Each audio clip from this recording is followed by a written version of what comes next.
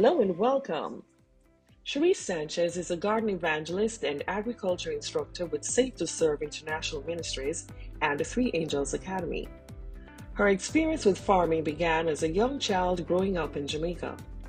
Her first job at 12 years old was at a local nursery where she had to fill plastic planters with soil in preparation for planting shrubs and fruit trees. Shereece always had the desire to grow food and has done so almost everywhere she lived and had the opportunity to. In 2017, she and her husband started a YouTube channel, Seed Time and Harvest, where they provide educational content on how to grow food, prepare pest control measures, maintain crops, succession planting, and much more. Shereece also got involved in seed starting, which is a very lucrative business. Many people like planting but shy away from starting seeds as this can be challenging. She believes that although there are many factors to be considered in agriculture, that you can sustain a family as you follow the leading of the Lord. Shereece is delighted to share how God has blessed her and how by His grace you can sustain yourself or your family also. Ladies and gentlemen, join me in welcoming to the podium Shereece Sanchez. My name is Shereece Sanchez. I am delighted to be a gardening instructor and also to be my own boss. I'm going to be sharing my screen as I start this presentation. Okay. All right. So seed time and harvest in agricultural industry, being your own boss. Now, just to continue on the fact that we are to be educated for our survival, especially in regards to what we eat and what we put in and on our bodies. So I'm going to share a little bit about how I started my business, our family business. We are Abounding Safety Consultant Services, doing business as Seed Time and Harvest. It started about, let's see, when I was 12 years old. My first job actually was to fill bags with dirt at a local nursery back in Jamaica. It was hard work, being in the sun for hours on end, just filling small plastic bags with soil to plant trees and shrubs. Little did I know that was going to be my lifelong career. And it's truly amazing to be able to do something that you enjoy, do something that you love, you have a passion for, instead of waking up in the morning thinking, oh, I have to go to work, I have to get this done. That's not motivating at all. Now, for potential career, would you like to set your own schedule? That's a question to you. Just give me a thumbs up if you'd like to set your own schedule. Would you like to be outdoors all the time or even indoors sometime? Because if your answer is yes to all those questions, then you're in the right place. Certainly, there are many careers involved in the horticultural sector to be self-employed, take advantage of nature and the outdoors, while there are opportunities for you to be indoors as well. Now, if many of you or some of you are familiar with the term agriculture really defines livestock, farming, as well as heavy machine. With horticulture, which is a sector that I am in, your focus is mainly on food, fruits, vegetables, flowers, medicinal and aromatic plants, and their post-harvest management. We all may be well aware of the fact that organic farming and sustainable agriculture practices have gained popularity in recent years. There are a lot of people who are more health conscious, aware of the fact that our food are laden with pesticides, heavy fertilizers, all these chemicals that are not healthy. So with this growing demand for organic food, establishing an horticultural farming business may be successful as it is exciting, because who's not intrigued by going outside and picking everything you eat and helping others to be able to achieve the same goal? Now, this business is not complex. It's actually very easy to develop, and you can be your own boss. There are so many opportunities available, and I'm going to put in the chat. Let me posted in the chat for you. Two links. One is going to be the career opportunities that are available in horticulture and some strategies for success. Okay, those will be in the chat shortly. You can pull those up on your own time. You can review them to see the opportunities that you have, what they entail, the pay rates. You can go from a low paying horticulturist job where you propagate plants all the way to a pomologist where you are assisting others, you're doing a lot of research, you're setting up greenhouses. The opportunities are endless in terms of horticultural business. Now, when you think of agriculture as a ministry, farming, gardening as a ministry, it's really a blessing because it opened doors to where otherwise you would not have to be able to reach people. Especially from a Christian perspective, we do a lot of evangelism, we do a lot of outreach. Now, if you were to approach a Muslim in the supermarket and say, "Hey, I have a Steps of Christ book for you," the first response would be, "No, we're not interested," right? But if you were to approach that same individual and say, "Okay, I would like to come in your home, make your backyard into an oasis of beautiful plants, edibles, fruit trees," they'll be like, "Yes, I would love that." And then once you create that friendship, you create that bond, you have an opportunity to where you can speak freely to that individual about Christ. So gardening as a ministry, it provides a source of outreach. Of course, you get income doing what you love, you assist others, and you get paid to do so. And of course, you work around your own schedule, maintaining a sustainable ecosystem where not only others are benefited from, but also you are benefiting from that as well. Because, as an individual, we have to eat. It is expensive going out even to buy, the bare necessities, especially when you think of organic items. Organic items are pretty pricey. If you go to with your parent to the supermarket, you'll realize that organic cucumbers, organic tomatoes, these things are not cheap.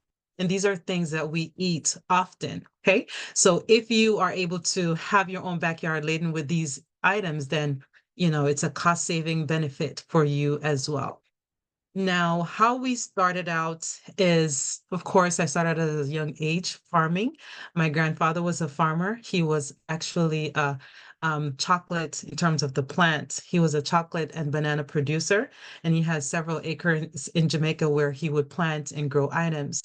That continued with me through all my life, everywhere I've gone, whether it be renting, purchasing, we've always had a garden. And a few years ago, the idea came to sell items from which we were planting because, of course, if you love to do something, more than likely you're going to do a lot of it, right? And when we purchased our home in Florida, our entire yard, every space that we had either a fruit tree or some form of vegetables. Now, when we had a good amount of harvests, we took some of those produce to church, whether it be sorrel or different greens, and we were able to sell those after Tuesday night prayer meeting. And we would have a lot more attendance at those meetings when people are aware that, okay, we're coming with items for sale. And it started out that way. It started out small. People got really interested. We started, selling a lot of things here and there, and we transitioned to baked goods. So that was the start of it. And then, of course, anybody knows me knows I like to talk about garden. If you have any question about gardening, people would come to me, approach me with these questions, and we would spend hours talking. And that led to the establishment of Seed Time and Harvest, where I was asked to give little lectures, give little demonstrations on how to start specific plants, whether it be herbs, fruit trees, how to prepare yourself for country living per se. And we started making videos on that. Okay. And that's been the most successful aspect of Seed Time and Harvest is our content creation, as well as the fact that we do a lot of consulting. We have an email where people would send us email, we'll answer questions regarding whatever issues they may be having with their garden. Now, by no means do we have all the information, but when you do something over and over, you basically trial and error, you understand that this works well in that area, this doesn't work as well, so you can adjust. And based on your experience, you're able to give others some insight as to how they can be successful. So there are several opportunities that are available. Yes, of course, you can have your backyard where you plant items and you can even sell to local farmers market items from your backyard. But one thing we've been really interested in trying to, by God's grace, work towards is nursery management. People love the idea of planting. People like the idea of harvesting, growing food, but not many people like the idea of starting seeds. Hence, you have Walmart, Home Depot, Lowe's. They all sell these plants that look like they're ready to be thrown in the garbage.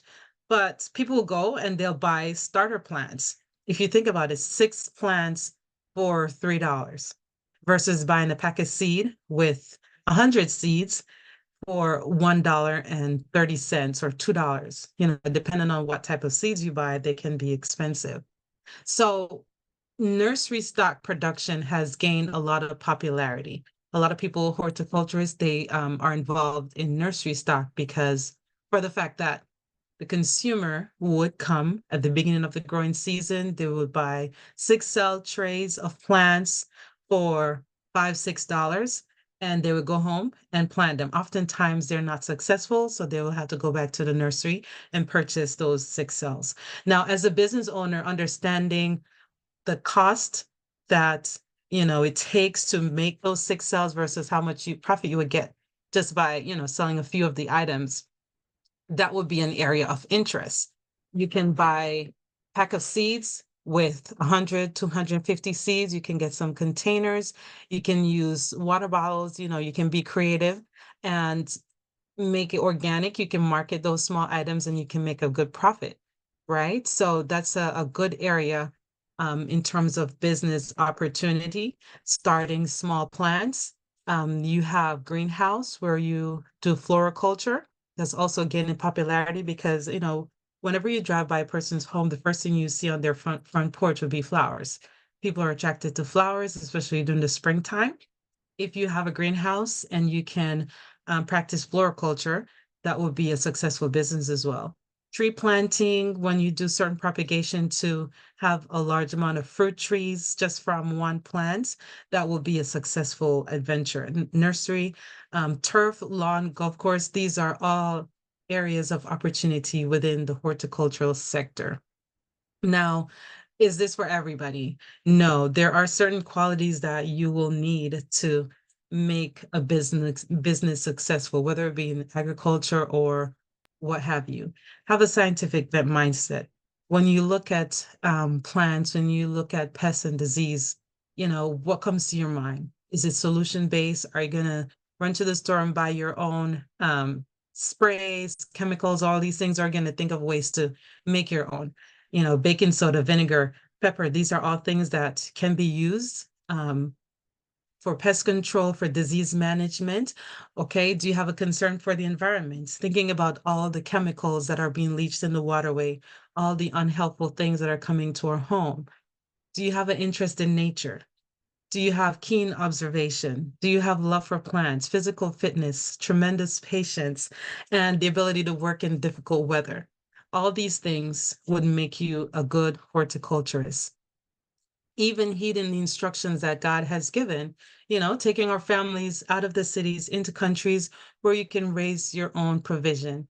Where buying and selling will be a problem. And we can be a solution to that problem, understanding that, hey, I have a wealth of items in my backyard that I can make available to the public for sale. So in seed time and harvest, we plant organic.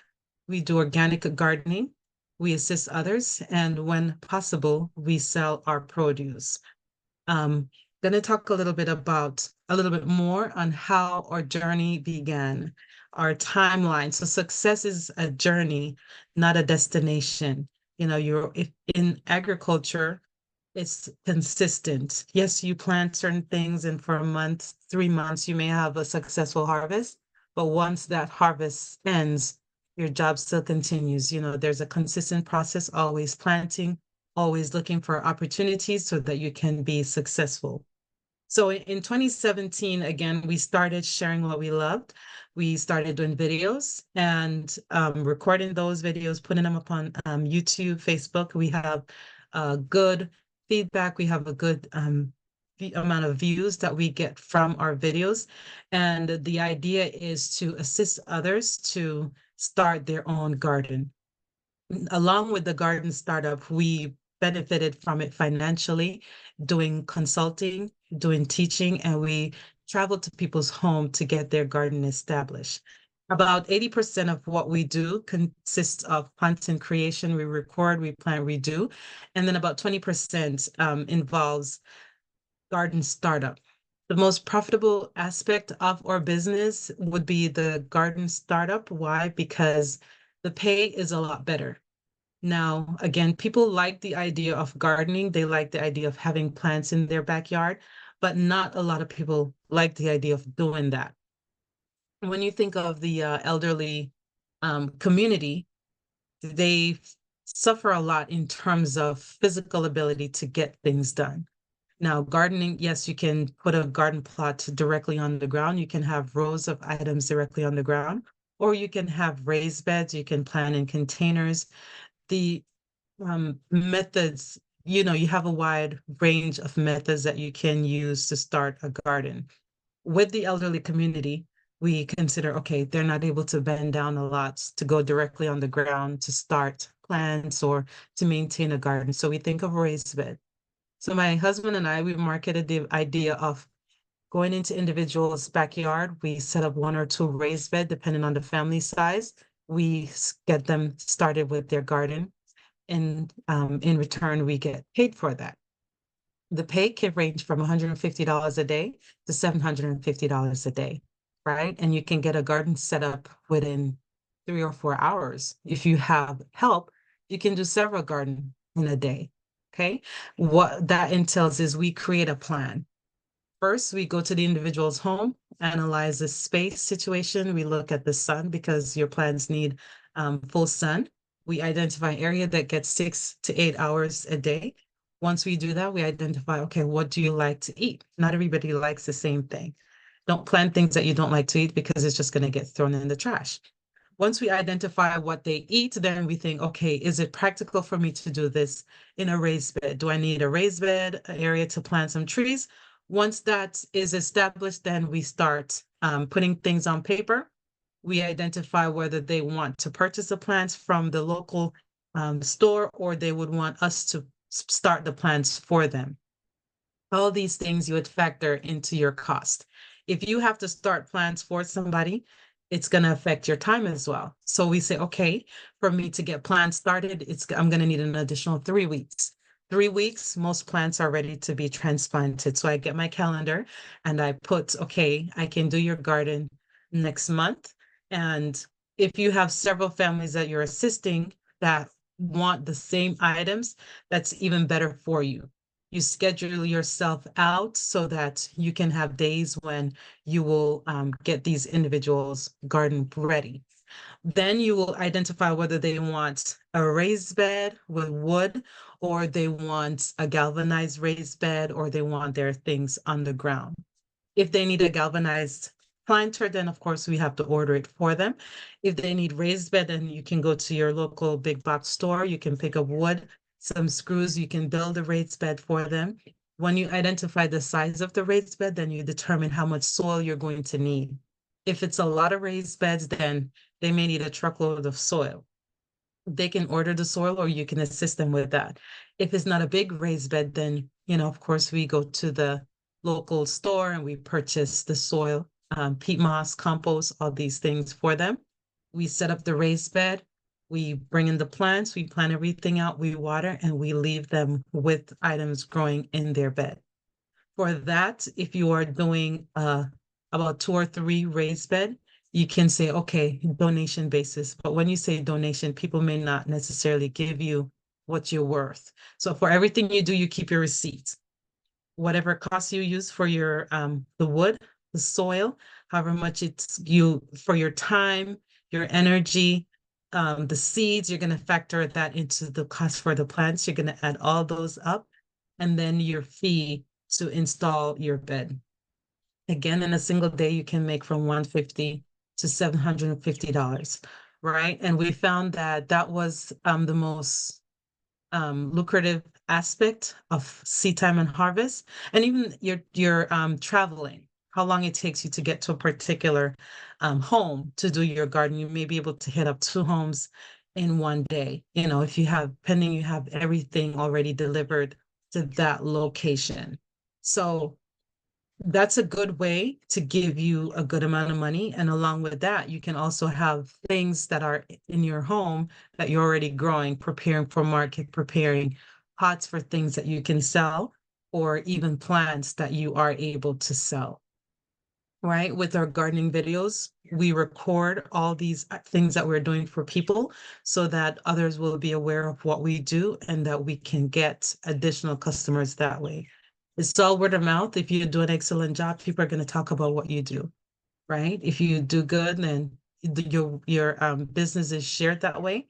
Others will hear about you, and very soon you perhaps be saying, "Okay, no, I can't do this much." And we have returning customers because not every, even though you try to teach, people will still want you back the next season to say, "Hey, I mean, you did an amazing job with our garden last year.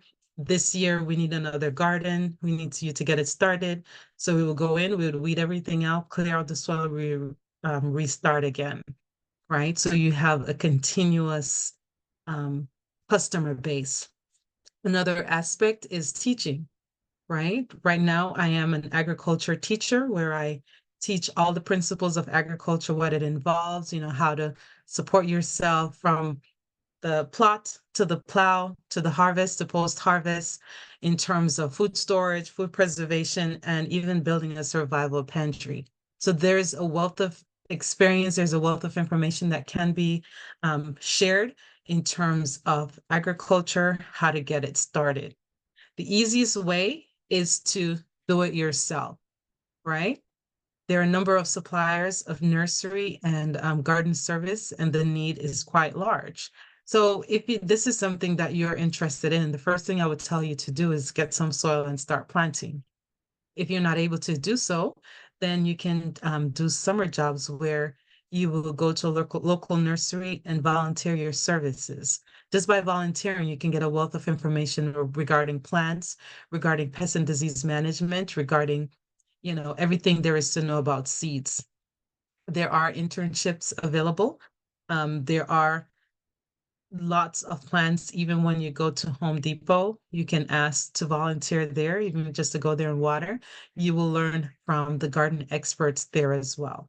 So test the waters, summer job, internship, volunteering, and consider starting a little nursery even in your own home, so that will prepare you for the future, because success is waiting, and that success is dependent on you. So that is all I have to share in regards to our business, seed time and harvest.